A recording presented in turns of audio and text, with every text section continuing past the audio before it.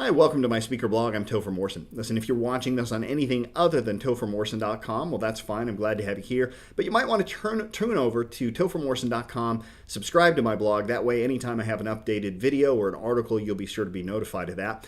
Or at the very least, you might want to turn over to facebook.com/professional speaking and like that page so you can get updates every time I do post something on my blog.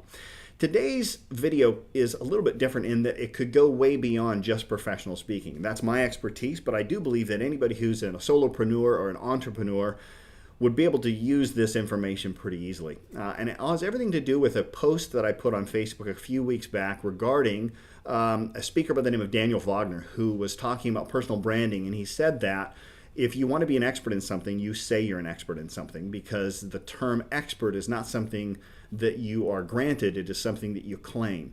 And I took issue with that. Now, while I'm sure Daniel's got some great information with regard to branding, I also believe that this business is big enough that we can agree to disagree. And this is one where I wholeheartedly disagree. And I'm going to share with you my philosophy on that. I think there's three terms that from a branding perspective we need to be aware of as speakers, but perhaps even any type of entrepreneur. And that would be the term specialist, expert, or master. And I'm going to break this video into three parts over the next 3 days and explain what I mean by each of those terms. Let me start with the first one, which is a specialist, which I think most people that are specialists label themselves as experts, and it bites them in the butt a little bit later. Case in point, I was doing a workshop on media skills training. This was about 2 months ago. And there was a gentleman there who said he was a media relations expert. His specialty was to go to companies and then represent them on their YouTube commercials or ads and whatnot. And the problem with that is that he was absolutely atrocious with his on-camera skills. I mean, he was one of the worst I think I've ever seen. In fact, somebody called him out and said, "What makes you an expert?" And he froze. He didn't even know what to say. He was claiming that he was an expert, but in my mind, he really wasn't an expert. He was probably more of what I would refer to as a specialist.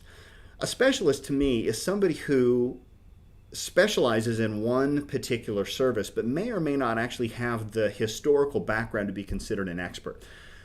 So, for example, anybody getting into business, if they want to specialize in one area, that's great. But when they call themselves a specialist, then if somebody calls them out, they don't have to sit there and act like they know everything, because specialists don't necessarily need to know everything. They simply need to know where to go to get the information. And I think he would have been far better off calling himself a specialist versus an expert. When I asked him, I said, "Well, how many videos have you done for companies?" And he said, "To date, none." And I was like, well, the reason why he probably hadn't had any is because his skills were terrible.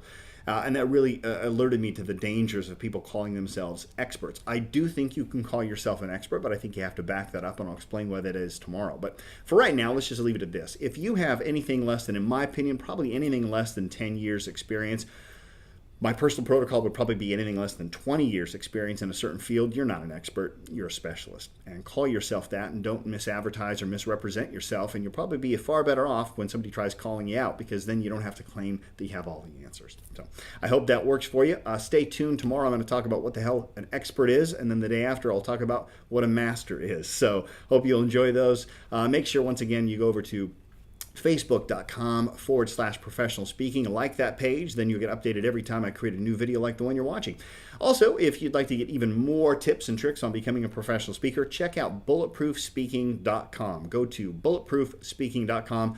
That website is filled with lots of great information with regard to how to run a business in speaking, and also how to hone your platform skills either on the camera like this or on a live stage as well. So hope you enjoyed that. Please, until next time, take care. Dare to dream and make each day an epic adventure. Bye for now.